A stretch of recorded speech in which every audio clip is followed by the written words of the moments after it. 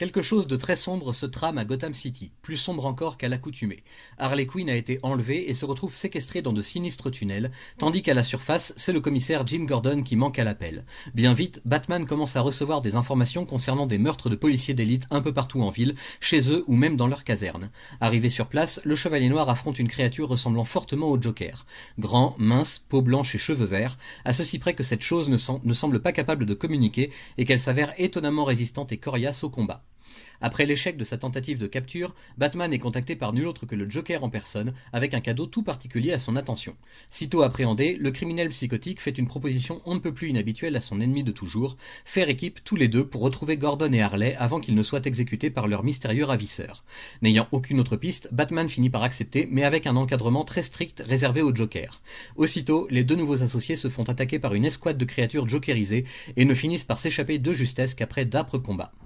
Commence alors une enquête sans commune mesure qui entraînera le Chevalier Noir et le Clown Prince du crime dans les lieux les plus emblématiques de Gotham et les poussera souvent dans leur retranchement face à des situations tendues et pour le moins mortelles. Batman devra composer avec un équipier hautement instable pour qui la morale est une option négligeable et ensemble ils vont plonger dans le passé tumultueux de la ville et surtout de leurs premiers affrontements alors que la vie des otages ne tient plus désormais qu'à un fil. C'est à la fois une chasse aux monstres et une course contre la montre faisant remonter ce qu'il y a de plus sale et de plus pernicieux dans cette ville à tous les niveaux. Des secrets et des horreurs enfouis depuis des années qui n'attendent plus que d'être remontés à la surface pour mieux prendre leur revanche.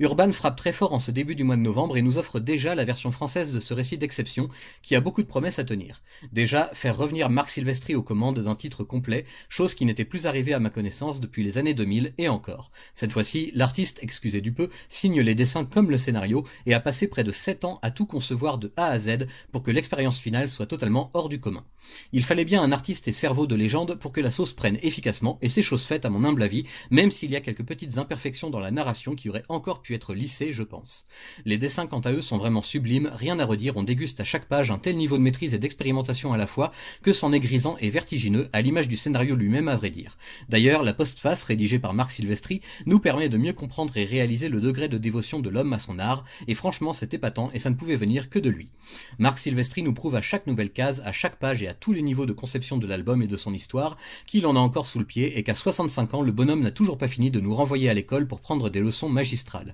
Bon, à nuancer toutefois comme je le disais car le scénario lui-même a quelques faiblesses mais qui n'en a pas. Franchement, c'est une réalisation au poil et à part pour chipoter, il n'y a pas de vrai reproche à faire à Batman and Joker. Certains lecteurs comparent cette œuvre à ce qu'a pu être Batman Silence de Jeff Lubb et Jim Lee en son temps, 20 ans en arrière déjà, et honnêtement, je trouve que c'est assez malvenu de faire ça. D'abord parce que les deux titres ont certes des similitudes, mais surtout énormément de divergences et de différences, et surtout parce que justement 20 ans les séparent et qu'entre-temps les codes ont changé. Déjà, Silence était partie prenante de la continuité de son époque, tandis qu'ici tout est resserré le plus possible autour du duo éponyme, en faisant fi des développements récents que l'on a connus avec les New 52 par exemple. Clairement, ce n'est pas du tout la vision de Batman et de son univers qu'a pu développer Scott Snyder durant son low run, non plus celle de Tom King d'ailleurs. En fait, on peut même dire que cette version de Gotham et de son Chevalier Noir est un peu datée, mais c'est fait exprès et pour une excellente raison, vous verrez. Hors de toute continuité, un récit qui se tient à lui tout seul avec seulement quelques éléments nécessaires à connaître de base et un casting serré, une histoire passe-partout que l'on peut lire à n'importe quelle époque contemporaine de la carrière du Batman. Mais, car il y a un mais, logique de licence oblige, il n'est pas impossible que l'on retrouve plus tard des éléments de cette histoire à part dans d'autres récits développés à l'avenir, mais évidemment je ne vous dévoilerai pas lesquels et puis Silvestri s'en charge tout seul dans la postface justement.